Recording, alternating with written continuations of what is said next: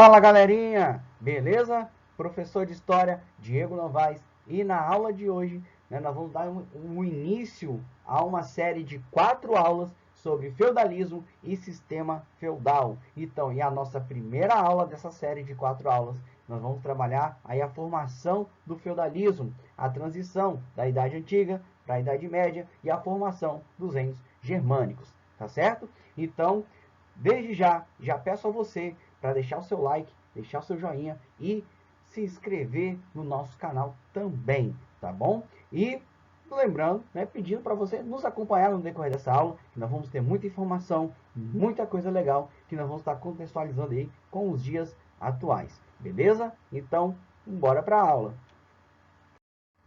Antes de nós começarmos então o nosso conteúdo, vamos para as habilidades e competências lá da nossa Base Nacional Comum Curricular, a BNCC. Objeto de conhecimento, então lembrando que o objeto de conhecimento é o objeto de estudo, ou seja, o tema da nossa aula de hoje. Então, nós vamos ver aqui a passagem do mundo antigo para o mundo medieval e a fragmentação do poder político na Idade Média. Então, esse aí é o nosso objeto de conhecimento.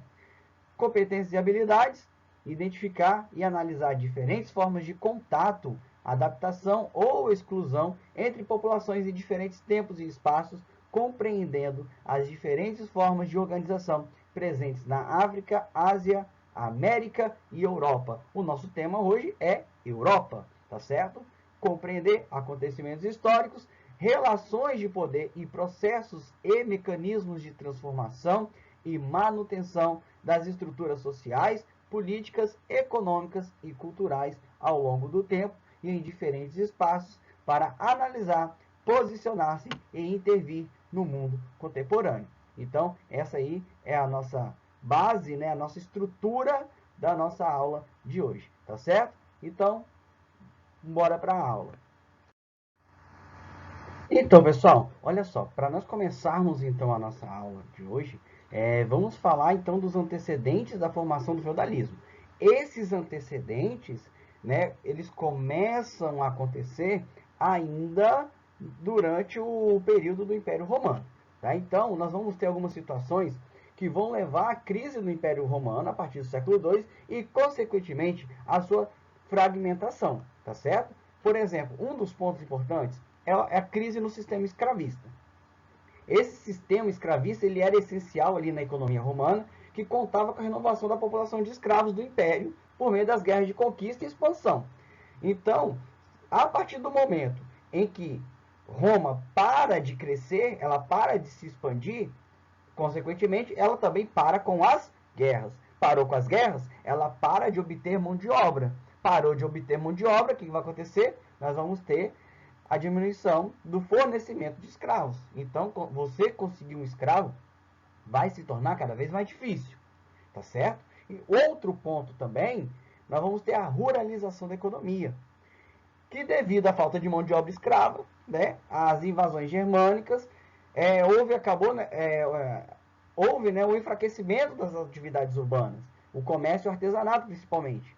E devido às invasões germânicas, forçou as populações urbanas a buscarem abrigo e proteção junto aos grandes proprietários de terras em áreas rurais. Então, o primeiro passo para a formação do feudalismo começa aqui. Essa ruralização da economia, que nós vamos falar na nossa próxima videoaula, nós vamos estar falando sobre esse ponto aqui, tá certo? E a falta de proteção nas fronteiras. E com a diminuição da produção e do comércio, tá vendo que como uma coisa leva a outra? Então, com a diminuição da produção e do comércio, a crise econômica vai afetar o que? A arrecadação de impostos. E com a diminuição da arrecadação de impostos, vai tornar o Estado mais fraco. E o Estado romano não tinha condições de manter os exércitos nas fronteiras para proteger as fronteiras do Império contra as invasões dos povos germânicos. Então, com o enfraquecimento do Estado romano, vai reduzir a capacidade de manter as fronteiras do Império protegidas em relação, aliás, às invasões dos povos germânicos. E a partir do século III, nós vamos ter as grandes migrações germânicas, para dentro dos territórios do antigo Império Romano. E nós podemos dividir essas migrações germânicas em duas grandes fases. A primeira fase, que é a partir do século III, é a fase do acordo com os romanos. Os romanos, obviamente, devido ao enfraquecimento do Estado romano, estavam com dificuldades em defender suas fronteiras. Então, os romanos vão formalizar acordos com os líderes dos povos germânicos para a proteção dessas fronteiras. E, logo em seguida, nós vamos ter o recrutamento de germânicos para a composição do exército romano. Então, nós vamos ter esse período aí de acordos, né, militares entre romanos e germânicos. Já a segunda fase vão ser o período das invasões germânicas a partir do século IV, que devido ao crescimento populacional, o aumento populacional levou os germânicos a procurarem por melhores terras que suportassem o tamanho de suas populações, o resfriamento do clima.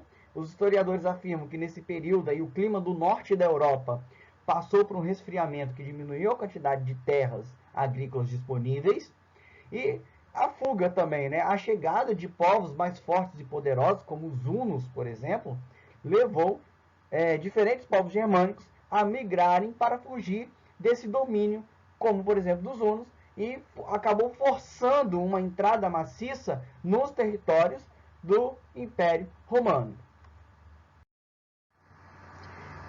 Então, nesse mapa aqui, nós podemos observar, né, toda a extensão do Império Romano. Tá? Aqui nós temos a partilha, né, do Império Romano. Antes era um território só.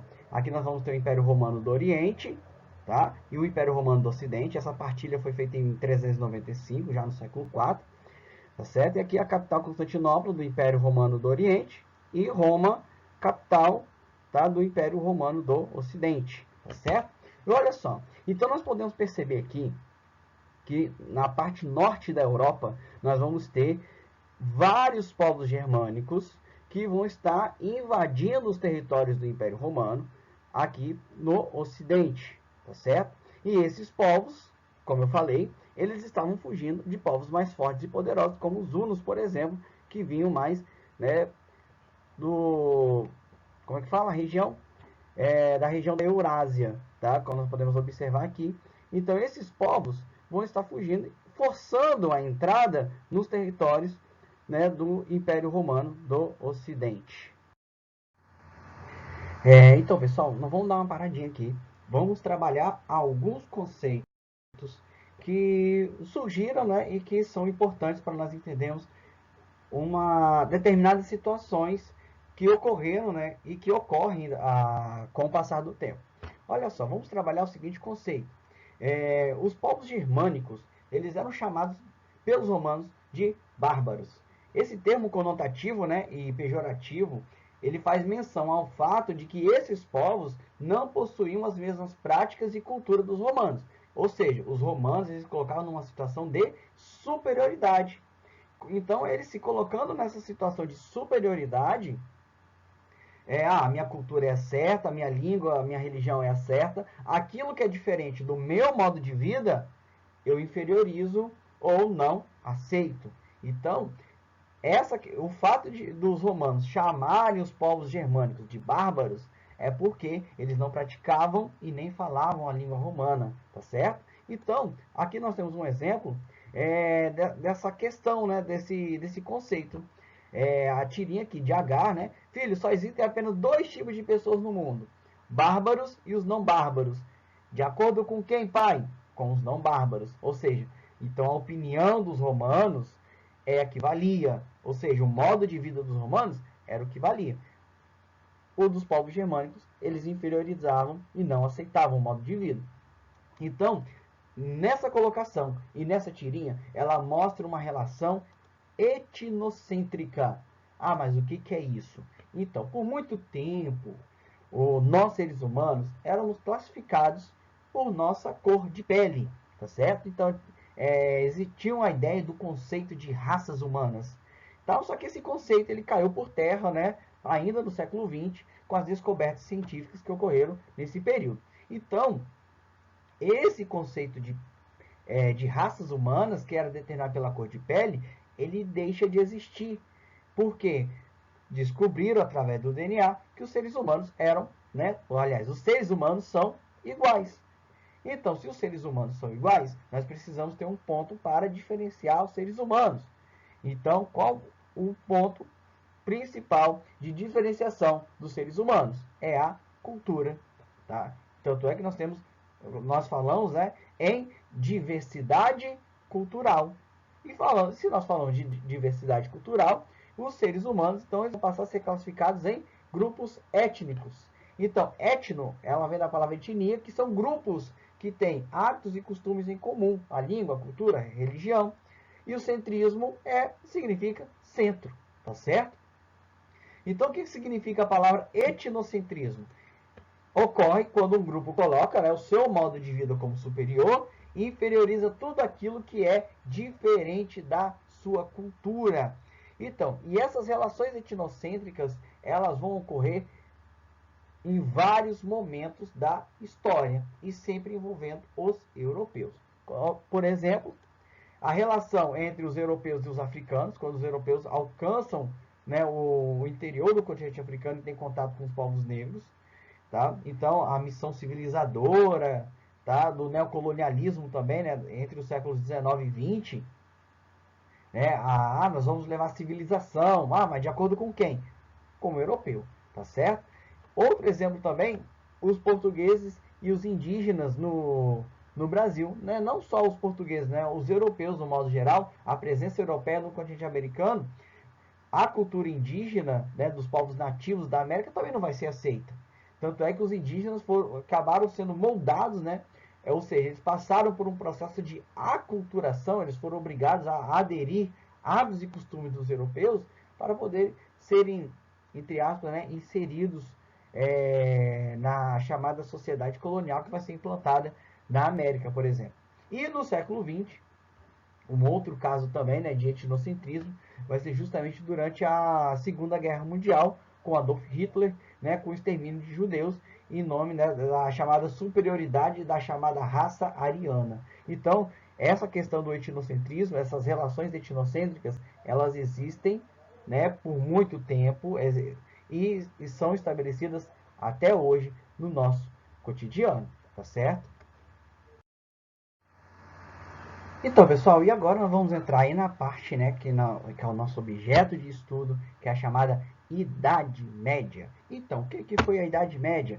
Tá? A Idade Média ela durou por aproximadamente 1000 anos e ela tem, né, início no ano 476, com a deposição do último rei do Império Romano, tá, do Ocidente, e termina em 1453 com a queda, né, do Império Romano do Oriente, quando os turcos otomanos conquistam a capital Constantinopla. Então, a Idade Média ela dura aproximadamente 1000 anos, indo de 476 até 1453. Então, e a Idade Média ela se divide em dois períodos, tá? Nós temos aqui a Alta Idade Média, que é o que nós estamos estudando hoje, tá aqui, esse período aqui, tá? E a Baixa Idade Média, tá certo? Que é a nossa próxima aula.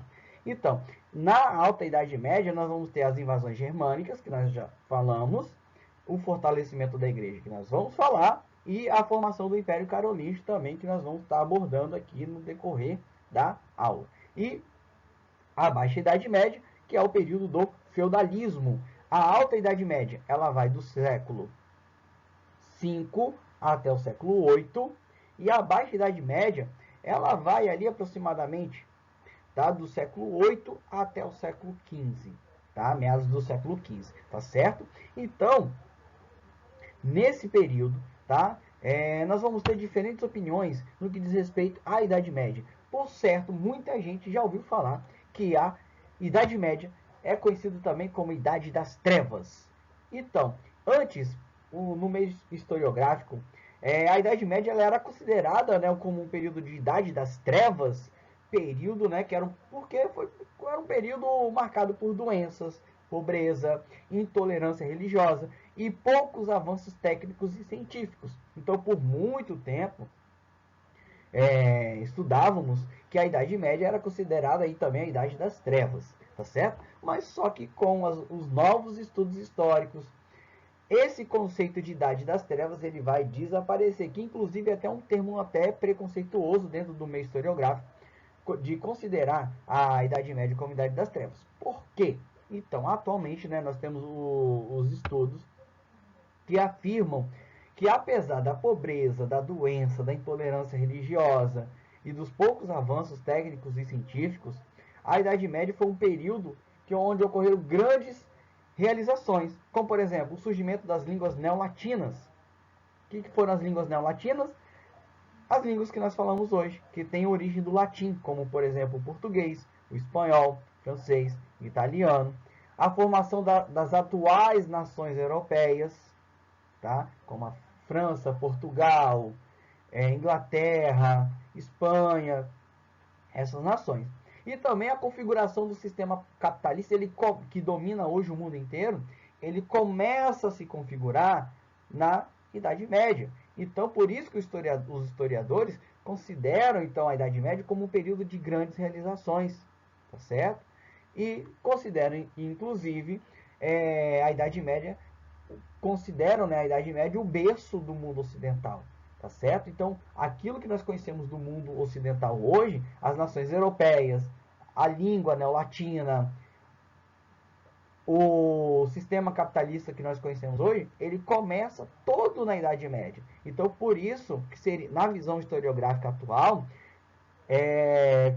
seria injusto considerar a Idade Média como Idade das Trevas. Então, por isso que considera-se a Idade Média como um período de grandes transformações, beleza? E também sendo aí o berço do mundo ocidental. Mas, afinal de contas, quem eram os povos germânicos que começaram e conquistaram os territórios do antigo Império Romano? Então, pessoal, olha só. Esses povos tinham a sua organização social com sociedades patriarcais, ou seja, né, um homem mais velho liderava a tribo. Tá? Não existia um estado centralizado, tanto é que as tribos elas se dividiam, né, em vários grupos. E também tinha a prática do comitatus, que era uma relação baseada na honra e lealdade, que foram grupos formados por guerreiros e seu chefe. E essas relações, né, elas ocorreram entre nobres, que nesse período eram os únicos que entravam em combate. Isso lá depois no feudalismo. Então, na formação do sistema feudal, nós vamos ter essa prática do comitatus, que vai ser uma herança germânica na formação do feudalismo. E também nós vamos ter as leis consuetudinárias, que eram transmitidas oralmente. Então, lembrando aqui que esses povos germânicos, no primeiro momento, formavam sociedades patriarcais, não existia um Estado centralizado, tá certo? Então, existia um chefe que tinha um poder político, religioso e militar, e as leis eram transmitidas oralmente. Uma outra característica também, né, que nós podemos observar aqui nessa imagem dos povos, né, essa gravura de exemplo de que dos povos germânicos lutando contra os romanos.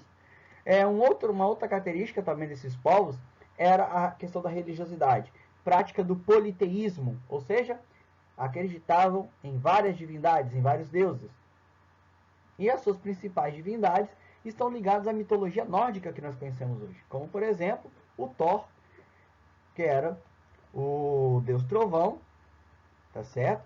Nós vamos ter Loki, Odin, Frigga, como os principais deuses aí da mitologia nórdica e que são apreciados, né, eram adorados, cultuados pelos povos germânicos.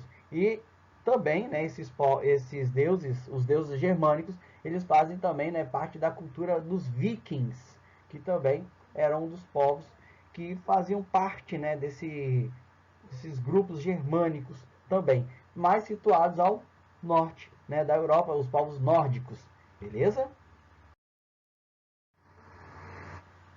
A partir do contato, então, com os romanos, os povos germânicos, nós vamos ter uma mistura cultural.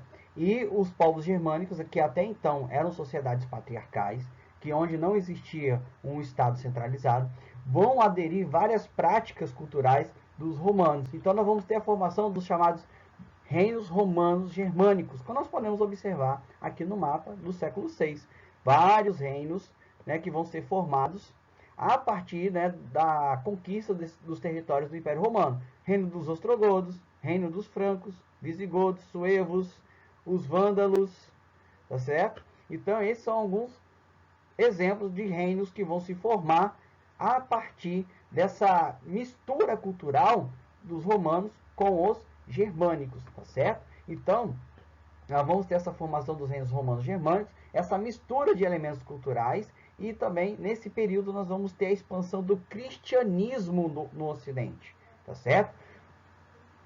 A igreja, ela vai ser a instituição social que vai sobreviver às transformações que ocorreram na Europa a partir do século V. Essa transição da Idade Antiga para a Idade Média, a Igreja Católica, ela vai sobreviver e vai se firmar como principal instituição social durante toda a Idade Média. Beleza?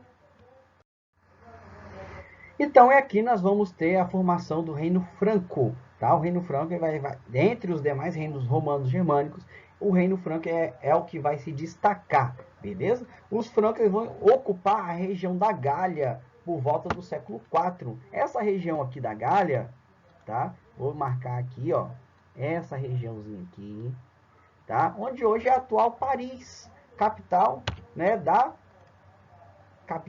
cadê a bandeirinha? A capital da França, tá vendo? Tá certo? Então, ó, Franco, França, né? Vamos fazer essa associação, beleza? Então, olha só, as tribos francas, elas vão ser unificadas através de Clovis, tá? Esse aqui, Clovis, tá certo? E ele vai ser o primeiro rei germânico a se converter ao cristianismo. Então, nós vamos ter o Reino Franco, que vai se transformar no primeiro reino cristão durante a Idade Média. E olha só, e a partir de Clovis, nós vamos ter o início da dinastia Merovingia. Ele dá esse nome de dinastia Merovingia em homenagem ao seu avô Meroveu, que foi um importante líder político, militar e religioso durante, né, o período de invasão dos francos aos territórios do Império Romano. Beleza? Então, o governo de Clovis, ele vai ser marcado pela forte centralização política, um Estado forte e centralizado e apoiado pela Igreja. Inclusive, vai ser uma característica bastante comum, né, essa aliança entre o Estado e a Igreja, essas duas instituições sociais. Por que o Estado, tá, precisava da Igreja? Então, o Estado, ele tinha necessidade da Igreja por quê? Para legitimar o poder real e também para legitimar a sua expansão territorial, tá certo? E enquanto que a Igreja, tá, dependia do Estado para quê? Para a expansão da fé cristã pela Europa através da força militar. Então, olha só, enquanto que o Estado precisava da Igreja, tá, para legitimar o poder real, já que a instituição cristã, uma importante instituição social que domina ideologicamente e culturalmente a Idade Média, vai conseguir convencer as pessoas a apoiarem, né, a servirem o rei. Enquanto que a Igreja, ela precisava do Estado para a expansão da fé cristã através da força militar, ou através de uma conversão obrigatória ou compulsória, né, dos demais povos germânicos ao cristianismo, né, utilizando, né, a força militar, tá certo? Então, essa aliança entre o Estado e a Igreja, ela vai durar por séculos e séculos, até as transformações que vão ocorrer lá no século XVIII. Então, dando continuidade à dinastia Merovingia, né, ela vai ser formada a partir de Clovis. Então, após a morte de Clovis, em 511, nós vamos ter disputas políticas entre os sucessores do trono franco. Tá? Diversas disputas pelo trono causam uma certa instabilidade. Inclusive, nós vamos ter os reis indolentes. Esses reis que vão assumir o trono após, né, a morte de Clovis, vão ser chamados de reis indolentes. Por quê? Porque não tinham capacidade ou até mesmo interesse em governar. Sabe por quê? Eles só queriam saber de levantar, beber, cair, levantar, beber, cair, levantar. Então, continuando, devido a essa situação dos reis indolentes, nós vamos ter a criação do cargo de majordomos. Esse cargo de majordomos era chamado de prefeito do palácio ou também de mordomo do paço. E esse cargo, esse cargo que foi criado, vai ser criado, a pessoa que ocupar esse cargo vai ser responsável pela administração do reino. É o cara que tinha a caneta para poder deliberar tudo, entendeu? Então, nós vamos ter aí dois grandes mordomos do paço, né? Ou majordomos, né? Vamos usar o termo majordomos, vai ficar melhor. Carlos Martel, aí ele recebe esse nome Martel, né? Que lembra justamente que está na mão dele, martelo, e lembrando que na mitologia nórdica, né, na mitologia germânica, o deus que usava o martelo era justamente o Thor. E ele recebe justamente esse nome de martel, que lembra o nome martelo, é justamente por causa da Batalha de Poitiers em 732. E essa Batalha de Poitiers, ele consegue impedir o avanço dos árabes pela Europa. Os árabes já tinham conquistado o norte da África, já tinham conquistado a Península Ibérica, e o próximo reino que seria conquistado seria justamente o Reino Franco. E através da liderança de Carlos Martel, ele consegue impedir o avanço dos árabes pela Europa, e os árabes ficam ali fixados na Península Ibérica, tá certo? E logo em seguida nós vamos ter o seu filho Pepino o Breve, tá? Por que Pepino? Então, e também porque o Breve é por causa da sua estatura, ele era de baixa estatura. Então, Pepino o Breve, que vai, né, que vai assumir esse cargo aí de 714, o seu tempo de vida até 768, ele, com o apoio da igreja, ele vai por fim, né, a dinastia merovingia em 751, então findando a dinastia merovingia e iniciando uma nova dinastia, a dinastia carolíngia, tá certo? Então, pessoal, a dinastia carolíngia, tá, ela vai ter início aí com Pepino o Breve em 751, tá? Quando ele pôs fim, com o apoio da Igreja Católica, ele pôs fim à dinastia merovingia e dá início à dinastia carolíngia. Então, e esse período da dinastia carolíngia vai ser o período do auge, tá? Vai ser o período auge do Império Carolíngio e também nós vamos ter o início da fragmentação e do fim do Império Carolíngio, tá certo? Então, nós vamos ter a expulsão dos lombardos da Península Itálica. A Península Itálica, onde hoje nós temos a atual Itália, tá certo? Os lombardos estavam tentando invadir Roma e as terras da igreja.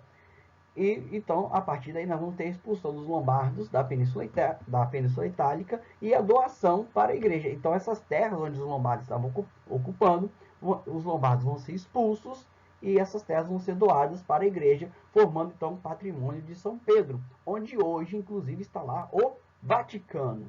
Então, logo em seguida, né, nós vamos ter o apoio da igreja e, né, através de Carlos Magno, essa aliança entre o Estado e a igreja, tá? Aqui Carlos Magno. Então, esse apoio entre o Estado e a igreja, ele vai ser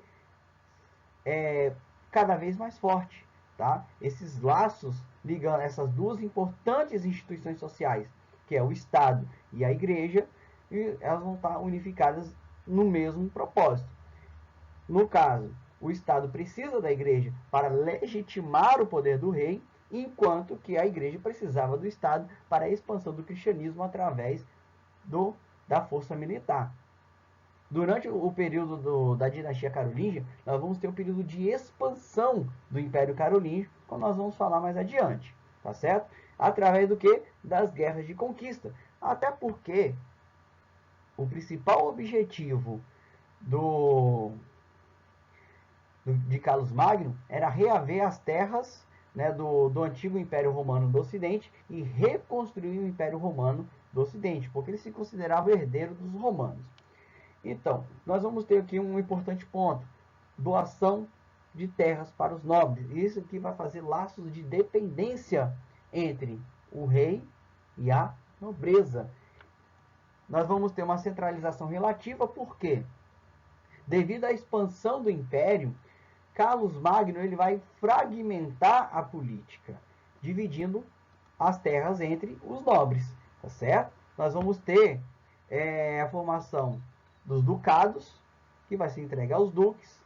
Nós vamos ter as marcas, que vão ser a administração entregue aos marqueses, e os condados, que você entregue aos condes. Então, a administração de cada uma dessas regiões vai ser responsável por um nobre ligado ao rei. Então, aí nós vamos ter essa doação para os nobres. Então, essas terras vão ser administradas pelos nobres em nome do rei. E nós vamos ter, é claro, a divisão, né? Essa divisão imperial em 300 partes, que eu acabei de falar para vocês. E nós vamos ter, para poder fiscalizar a atuação dos condes, duques e marqueses, nós vamos ter a criação dos missi dominici. Esses funcionários imperiais eram responsáveis para fiscalizar as ações dos duques, dos condes e dos marqueses. Então, percebam uma coisa muito importante. Aqui nós podemos perceber que o governo de Carlos Magno, ele favoreceu a fragmentação política. Agora, como que essa fragmentação política, ela favoreceu a centralização política? Complicado? Não. Vamos lá, vamos entender. Então, como que essa fragmentação política feita por Carlos Magno vai favorecer a centralização política ao mesmo tempo? Através da atuação dos fiscais do rei, através dos missi dominici. Tá certo? Então, e aqui nesse mapa nós podemos perceber os territórios do Império Franco. Olha só, Império Carolíngio em 768, essa área amarela aqui. E essa área rosa são as conquistas de Carlos Magno. E nós vamos ter essas áreas verdes mais aqui, tá? Dos boêmios, morávios, croatas, são reinos, são territórios vassalos, ou seja, que eram servos e que dependiam de Carlos Magno e do Império Carolíngio, tá certo? Então, olha só, o Império Carolíngio, durante o governo de Carlos Magno, ele quase conseguiu reconstituir os territórios do antigo Império Romano do Ocidente. Tá certo? Então, nós podemos observar aqui. E esses territórios, como eu falei na parte anterior, essa descentralização, essa fragmentação política, dividindo, né, o poder, entregando a administração dessas regiões aos duques, condes e marqueses, essa fragmentação política ela vai favorecer a centralização política de Carlos Magno, devido que à atuação dos missi dominici. Beleza? Um ponto marcante do Império Carolíngio vai ser justamente o Renascimento Carolíngio. E olha só, o que foi o Renascimento Carolíngio? Nós vamos ter, então, na época de Carlos Magno, o desenvolvimento cultural. Esse desenvolvimento cultural que vai começar durante o governo de Carlos Magno vai ser chamado de Renascimento Carolíngio, porque vai ser caracterizado pela produção de atividades culturais, através da criação de escolas e pela vinda de sábios de várias partes da Europa. Só que esse renascimento, né, ele vai contribuir também para a preservação e a transmissão de valores da cultura clássica. No caso, quando eu me refiro à cultura clássica, eu estou me referindo à cultura greco-romana. Então, nós vamos ter o destaque, né, para a ação dos mosteiros, que eram responsáveis pela tradução e pela cópia, né, dos manuscritos antigos. Então, esses monges vão ser chamados de monges copistas.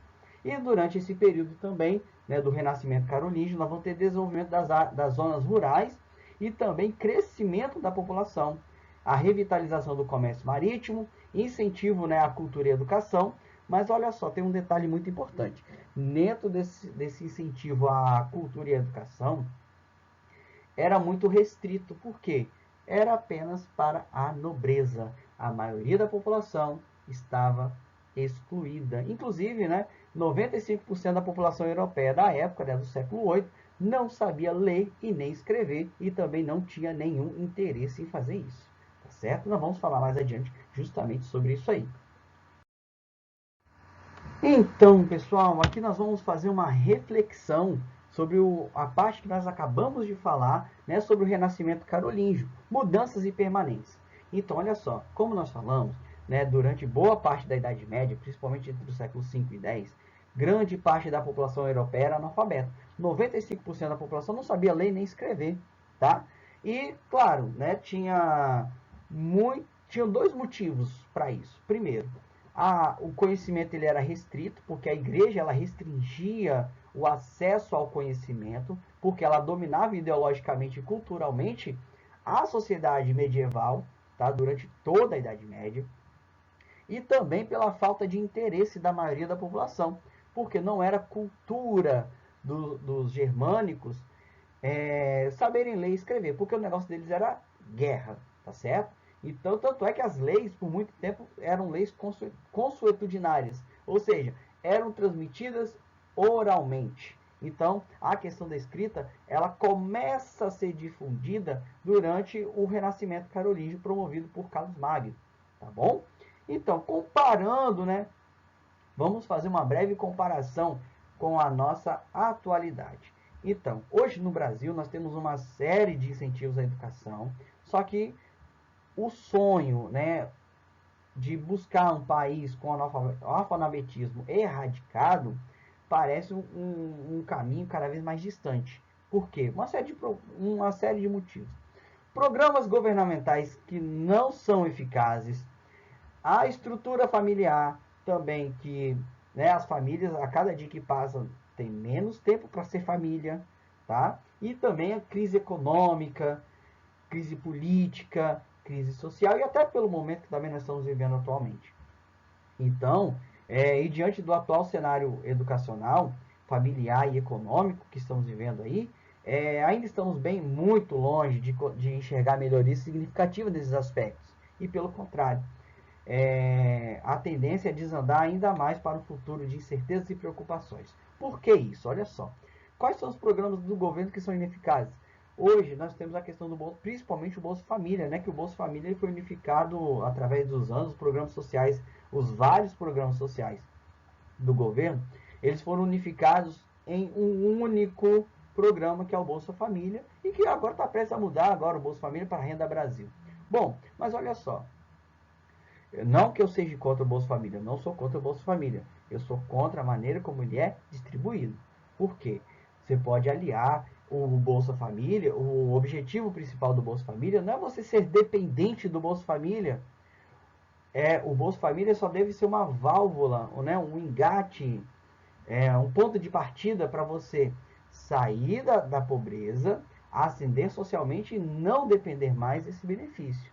Então, esse ponto importante é que está aí. Por que não alia o programa do Bolsa Família ao progresso escolar do aluno e também os pais dos alunos, né, os adultos que não concluíram o ensino médio, por exemplo? Que olha só, o governo tem um programa legal que é o Pronatec, que é o ensino profissionalizante. Quantas empresas multinacionais trazem mão de obra de fora porque não tem mão de obra disponível aqui dentro do Brasil? Então, são justamente essas questões. A falta de interesse pelos estudos e pelo conhecimento, ele permaneceu.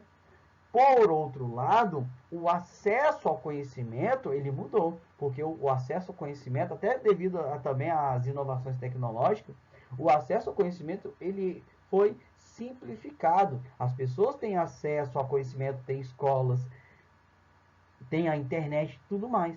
Então, o acesso ao conhecimento ele mudou, porém a falta de interesse ele permaneceu. Se nós formos olhar, inclusive, aqui no mapa, nós podemos observar, por exemplo, que a taxa de analfabetismo na região sudeste, por exemplo, é de 4,8, que é a menor taxa de analfabetismo de todo o território nacional. Se nós formos olhar, as maiores taxas de analfabetismo estão concentradas no Nordeste e no Norte do país, que é onde nós temos as maiores taxas de analfabetismo, tá certo? Então fica aí essa questão, essa reflexão, tá, sobre esse ponto, dessa questão do desenvolvimento, do acesso ao conhecimento e a questão do interesse no conhecimento.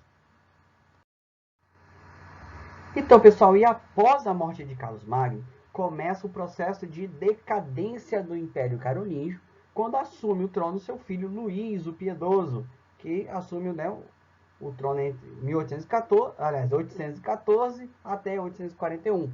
Então, esse período de Luís o Piedoso, ele era chamado de O Piedoso devido à sua religiosidade, né? Ele era muito cristão, então os valores, né, do cristianismo. Então, esse processo, durante o governo de Luís, passa por um processo de enfraquecimento e também de agravamento da descentralização política. Os nobres que governavam os condados, os ducados e as marcas estavam fortalecendo cada vez mais o seu poder, enquanto que o poder dos reis estavam enfraquecendo.